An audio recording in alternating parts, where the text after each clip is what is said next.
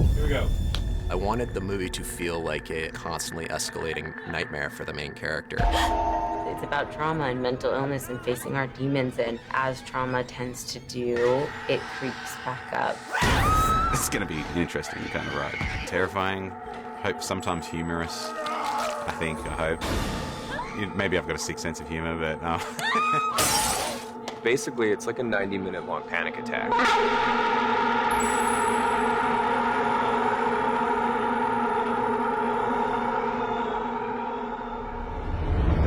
Do you think that if a dream feels real enough, it can affect you in the real world?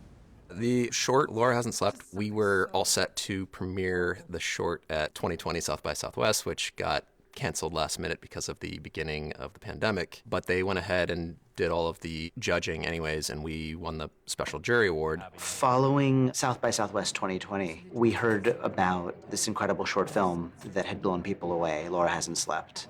And some colleagues and I were able to track down a link to see the short, and it more than lived up to the hype. It really blew us away. I am sure the vision and the goal was to make something that would become something else. It's like a mask, but it's not a mask because it's also a face. My agent certainly hoped it would become a feature film. I definitely did too. It was very lavish for a short film, honestly, so it felt like it was definitely always going to become something else. Visually, it was incredible. The building of it and the scares and the practical special effects of it and the way like the camera told the story, the set design told the story. That's what drew me to it. It was the uniqueness of Parker's vision and style. And so what he was capable of doing on a short film, getting this emotion and energy and thrill and scare within a matter of minutes on a limited budget was really kind of exciting to see what he would have to do with something the size of a feature. Laura Hasn't Slept.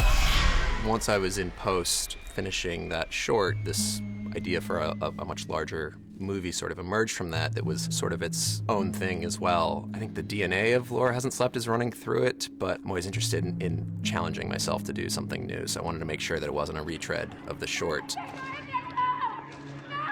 When I met with Paramount and Temple Hill, they seemed really intrigued by the version of a feature that I was talking about. It was an incredibly fast and smooth development process. The first draft Parker showed us became essentially the draft we were greenlit off of. It was a huge testament to both Parker and what he was able to accomplish in the draft, how clearly it communicated his vision, and a huge testament to our partners at Paramount who saw it and got it completely and immediately.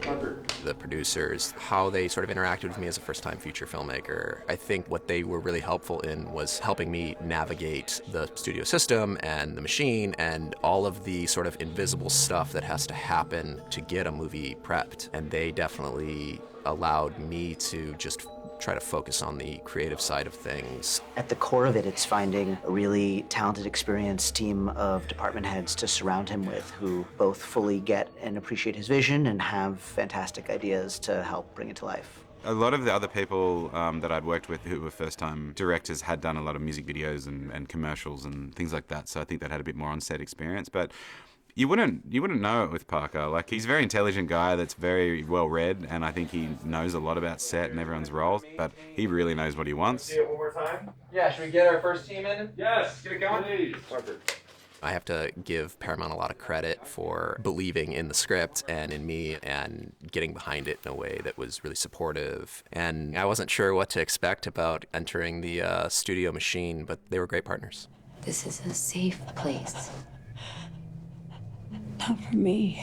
I was so impressed with Caitlin on Laura Hasn't Slept, and when I wanted to do the feature, I wanted to have a sequence early in the film that was not the same, but a parallel to the short that involved a similar character. And there was nobody else in my mind that could have played that role. I wrote it specifically for Caitlin, and she came back and just hit it out of the park. I'm not sure I understand. It looks like people. It looks like different people. In terms of getting into character, I envisioned just an animal. Laura has one goal and one ambition, and it's to survive, but she doesn't have any answers. Every decision I made as Laura in that place was one of desperation. Like, when you are at the extreme point of any emotion that is like survival based, if it's anxiety, if it's fear, if it's anger, you become very animalistic. What happens when you do see it? Your behavior is, you know, it's all your lizard brain. It's smiling at me. She's basically just become an instinct rather than a person.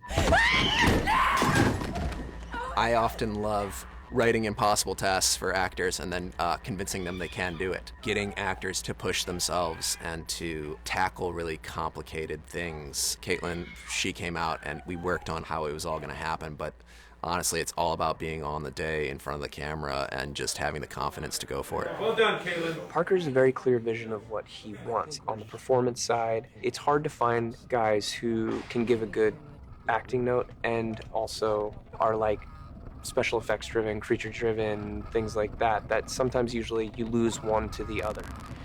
So to find a guy who can do both, it's pretty cool.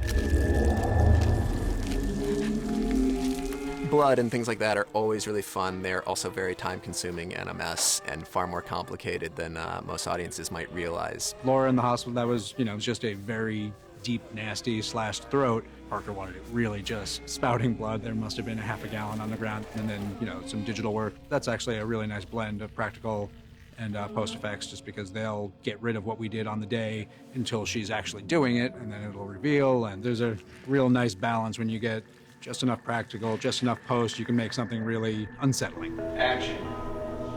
We were looking for our Rose, and it is basically a character on a downward spiral whose life is becoming more and more nightmarish. In this film that is a horror thriller, it is also very dramatic. And so it's important to have somebody who can show that. We need to be sympathetic to this character, and Sosie has that ability. She's been around movie sets for a while. She has family that has been in the industry, and so she's grown up around it. Hold on, let me try.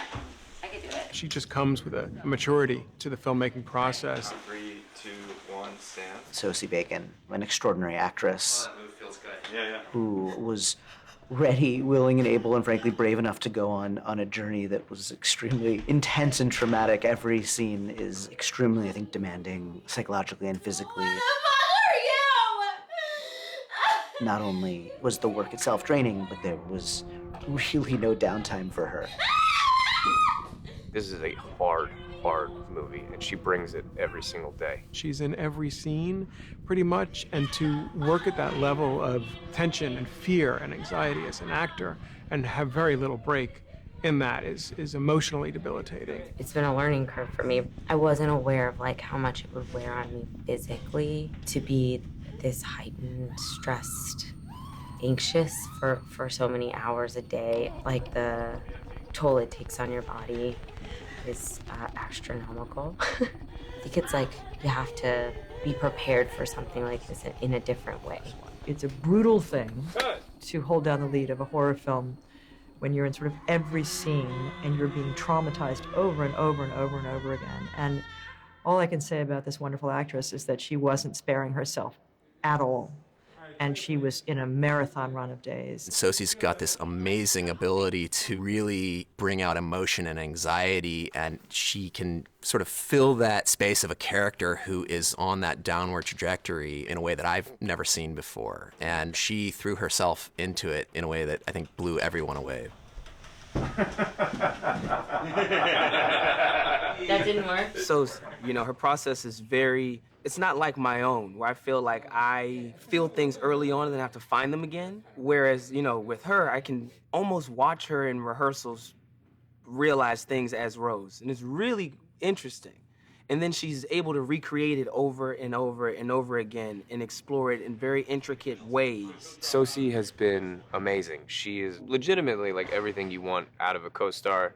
She's everything you want out of a number one on the call sheet. And she's just an incredibly talented actress, and she's very kind. It's just nice to enjoy working with the people you work with and to really respect the people you work with. The board is down my throat about paying out of pocket for another bed in the residency program. Maybe the board should try giving a shit about the point of our job here once in a while. The direction behind it, I mean, we've all seen films or been part of films where the performances aren't quite up to par, and there might be a number of reasons for that, including whether you could or couldn't trust your director. And it seemed like Parker, in both talking to him and watching some of his earlier work, it was that perfect storm of casting people who he knew how to bring to life and then having the real chops to be able to do it. I don't feel that any of this casting really expect to see in a horror film. It kind of lends to the excitement and energy of it all, sort of take the audience off guard. The blurred reality stuff is the stuff that I enjoy as a horror movie fan. I'm less about just straight up gore and more in the realm of something that could be possible, or you can at least understand how your mind could think something's possible, even if it's totally far-fetched. I always go back to The Shining, which obviously has incredible story structure, performances.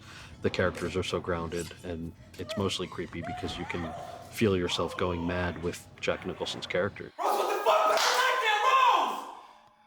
And cut. Felt really good. I dig it. It takes a specific type of horror film for me to enjoy the process. If I can't battle within my own mind about what this person is going through, then I'm not really interested. There has to be some type of real world experience or something that I can relate to in the horror film in order for me to get it.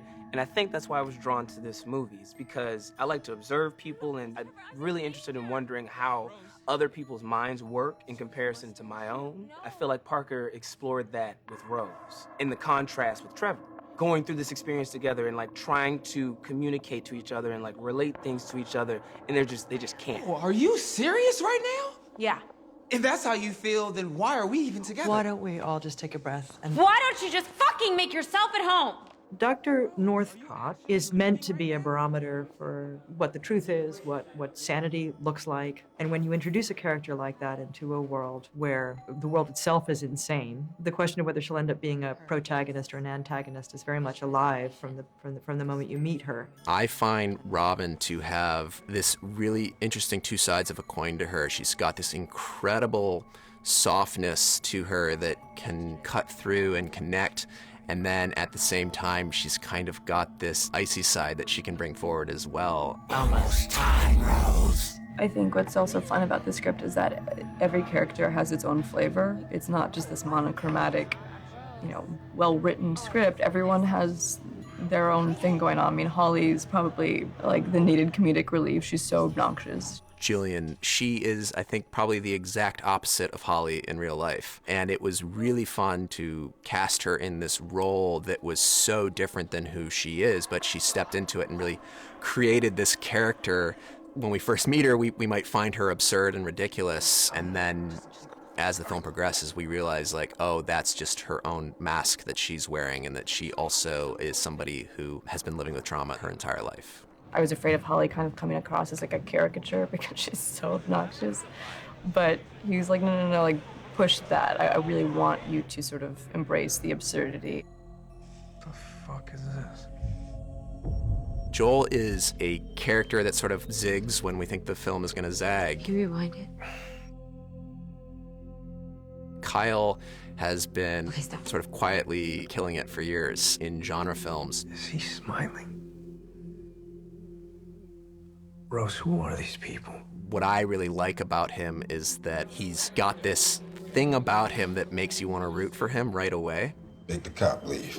Not gonna happen, pal. Make him leave, and I'll tell you what I know. What I found interesting about Roscoe while reading the script is that Joel, please. He's essentially the freest person in the whole script, but yet he's shackled in chains in jail. We always knew that we needed somebody who was going to come in for this one scene and really just take over and command the screen. One scene is more than enough. I feel the scene is very important to the entire movie. It reveals a lot of information. I approach that one scene as if it's the entire movie. I've been a fan of Rob Morgan for a long time. He's a wonderful character actor who can oscillate between this really raw human side, but also can just unleash fury when he needs to. Why the fuck did you come here?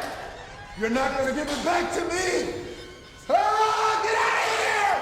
Get her away from me! How a film is going to look and feel is really the director and the DP working together. Charlie was somebody who not only I admired him as a filmmaker, but also we had a friendship and a connection that made a lot of sense, which I think is really important for a director and a DP to see a film in the same way. It was kind of a combination of being very wide and utilizing the environment, wide lenses, maybe a little bit more depth of field, having her small in frame, and then juxtaposing that with being right in there. Usually on a wide lens still, to be just intense, so you still see quite a lot of depth around her, and you sort of don't know what's going to be, you know, what's the next step? She's going to turn it around and then have some other horrific thing to sort of, you know, be in her face. We had a full array of lenses, and sometimes we would deviate from the 3 or 4 that we really love, but we would find that like 3 or 4 lenses would really tell 90% of the story. The 28's our wide lens, the 55's our more portrait lens. How we lit the film was really important as well, that we wanted to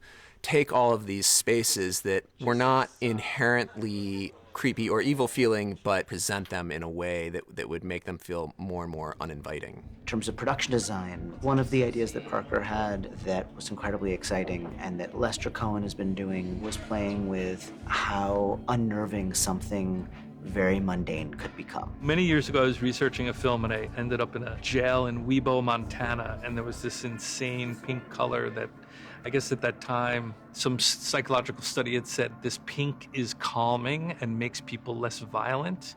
So we sort of like tried to like insert that into this space, this sort of like Pepto-Bismol pink. The hospital rooms are very eerie. I mean, it's colors that nobody would have anywhere else. Somebody probably thinks they're calming, but they're really just creepy. It feels very clinical and not personal at all. It's just a creepy place. Lester Cohen has been doing just some of the best work at building worlds that feel both very grounded and yet also incredibly heightened and cinematic at the same time. Like a lot of the stuff I typically do is very reality-based, and so it's kind of liberating to create, you know, another world and to live in a world that's like part dreamscape, and then, you know, that touches into reality, but even reality is not necessarily reality. I got a lot out of working with Lester. It was great. We definitely would collaborate on, you know, where lights could be put when he was constructing things and the space that we would need for the equipment. And, you know, if I was thinking that a window might be better over this way or that way, just because we're going to light in and key someone from a certain side, he was always great with that. And because he's so experienced, he'd be like, okay, cool. If this is, you know, where the camera's going to be, I think, you know, this is probably where the window's going to be. And I'd look at it and we go like, cool, yeah, that's great.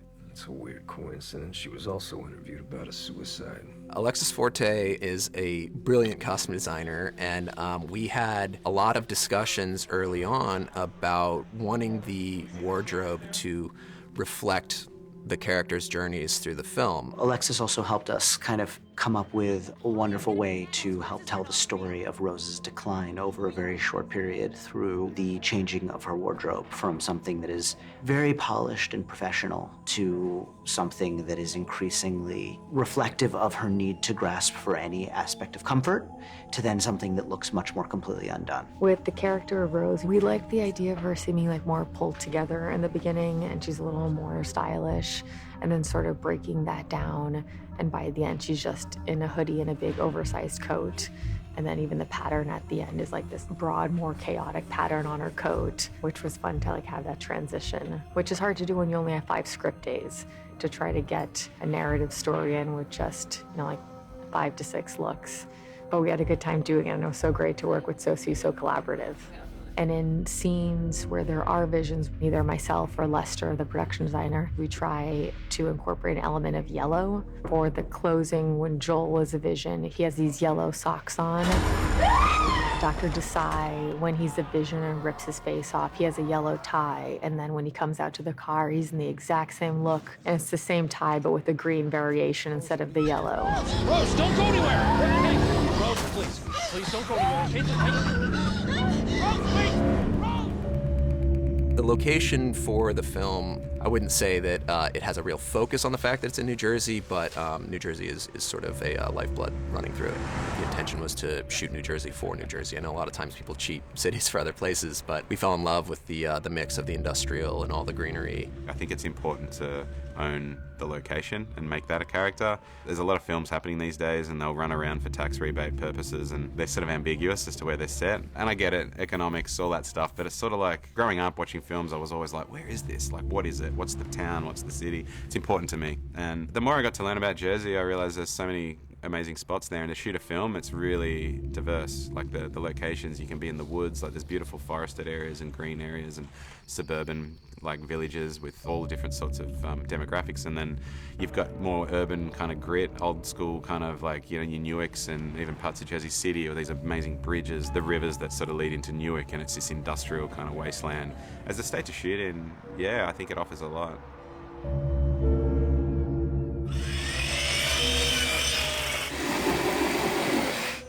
Parker had the fantasy of building everything. I think he really likes stagecraft. He likes the control that offers. We unfortunately weren't blessed with that kind of money. So we knew that, you know, the dilapidated house, because it involves the monster mom and all this other stuff, and we're going to have a fire, it felt like that was definitely going to be on stage. Holy shit. Damn. Fucking hell. Wow. So that was what we initially were planning on building, and then we lost our hospital location at the last minute. Shooting during COVID, where every hospital is incredibly busy and every inch of every hospital is being utilized, that was going to be off the table. Which forced us to build this hospital set in a very compressed amount of time. We were going to transpose this same color palette to the location, but it certainly allowed us to create the scale and exact geography that worked for, you know, Parker's shots. You know, he's the director who preconceives a lot of the way the camera moves ahead of time. So it's nice to be able to actually, you know, make space that works for those shots, as opposed to trying to make the shot work for the space, which is what ends up happening often on location. Lester came up with incredible ways of really building a huge amount with very little that, you know, was able to bring so much personality and life to this world incredibly well. It's a studio film, but in a way it's felt a little bit like an indie film. And there's a lot of energy and excitement. Just because we aren't able to do something, I don't feel that it's hurt the film. A lot of times what it does is forces us to think outside the box and in a different way. And I find 9 times out of 10, when we are doing that, we're coming up with a more interesting and creative idea and solution. You wish that I would die. Because I was afraid of you! I was 10 years old! And you were a monster! There's definitely a few things in this film that really frightened me, which is why I wanted to make it. What it might be like to have your mind turn against you and not being able to trust your own reality, and you know, the feelings of paranoia and anxiety. Those are frightening things to explore. And to go along with that, the feeling of not being believed. Your closest friends and family not believing you and actually pushing away from you. I think that's a universal fear that almost anyone can relate to. I don't like gore and horror and like fear for fear's sake, but I do like when there are complicated themes that just happen to be scary. I cannot imagine what it's like to not be able to trust your own brain. And not being able to trust your own brain is the scariest thing in the world to me. It does look at trauma. You're gonna run out of the room like you did at the end, okay? That is another thing that attracted me to the script. There's a layer of like somebody dealing with an horrific past and who's trying to cover things up from that past and just try and live a normal life. You know, we all put on the happy smile, kind of like, you know, but really what's going on inside, all these things from the past that might have affected us in a certain way, and I know that's happened with Rose. The idea that we can't leave a legacy of trauma behind and that it's sort of chasing after us our whole lives. And cut. That seemed to give some teeth to the film. Living with trauma can feel almost like you're cursed, and I wanted to sort of see, like, what if we manifested that into a real curse, and what that might feel like if you were actively being pursued by your trauma. While the story is entirely about Rose and through Rose's perspective, a lot of what it's covering is what impact does mental illness play in someone's life, and particularly what does it do to their relationships and to those people in their life. I mean, I think what's cool about the script is that it can be interpreted in a lot of ways. I was really excited about the idea of it being an interesting play into schizophrenia. When Trevor is listening and watching all these crazy things happening, there is a moment that even me as an actor reading the script, like, oh my God, this is schizophrenia. This is a real life horror film. And that must be what it feels like. A part of Parker's process is letting you figure that out on your own. When I got that moment, I felt very confident in him and in this movie. Rose's journey, which is a very solitary one, just watching how quickly and believably her entire life, her support network falls away, how quickly she is completely alone, having to contend with something that is just beyond her ability to contend with, is the sort of thing that keeps me up at night. Is it just kind of stays with you of like, you look at your life and you're like, could it all slip away that quickly? We wanted to put Rose back into her 10-year-old self and the feeling of this monstrous version of her mother who was dealing with mental illness and drug abuse and alcoholism from a 10-year-old's perspective at times would feel like a monster. So we wanted to manifest that into what that might feel like to adult Rose. You can't escape your own mind, Rose. We're providing two key moments towards the end of this transformation. And one of them is makeup, a very slender performer, and the other one is a complete bodysuit in case there's another performer. Tom Woodruff is somebody whose work throughout the years I've always looked up to. He and Alec were part of the team that built the Alien Queen and Aliens. They built Pumpkinhead. They did all kinds of incredible practical effects work. And so for some of these specific effects we had in the film that I wanted to pull off practically, I wanted to go to these guys that in my eyes were legends. The plan is that we'll stretch this over this, and then Kevin would reach up, pulling this back, so this will stretch and tear. Close on her, and we'll have Marty maybe do this and stick his hands in her actual mouth. Yes. Begin to pull and cut out that wide tableau, and he's just going for it. That's right. Yeah. And with the final vision being really horrific. This image that Parker really wanted from the very beginning. He was very clear about it. And it's this big, wide shot, a monster, and you see Rose. Straighten up your legs.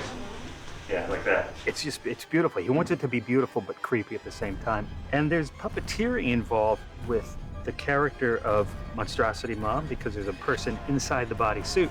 But we also have puppeteering that we have to do on the Rose replica dummy that we did because Monstrosity has to try to take over her body by putting himself literally down her throat. The image that we show the audience at the end of the film, I'd say, on the day, it being in front of the camera was this really surreal moment, seeing this image I had in my head finally come to life all these months later. I'm not in the suit this time. There's two different characters. There's Kevin Kepi, who's playing Nightmare Mom, and there's Marty Martuis, who's playing Monstrosity. I enjoy watching these guys. Action. Because they're experienced. They've done a lot of this kind of stuff. You're not just a person wearing a monster suit. You're another actor in the scene. It's a performance. There's something that happens on set when you have practical effects and they're there and they're real and the actors can interact with them. It creates a certain kind of magic that is so additive compared to just purely relying on VFX or CGI. I mean, obviously, of course, there's certain story things you just cannot do practically, but I always want to push and see what can we pull off with practical effects. And I think it's partially that growing up watching movies with practical effects was one of the reasons I wanted to become a filmmaker. And give us another big open of the mouth. And cut. There's just like great stuff throughout the history of horror that, for me, are like some of the most impactful films.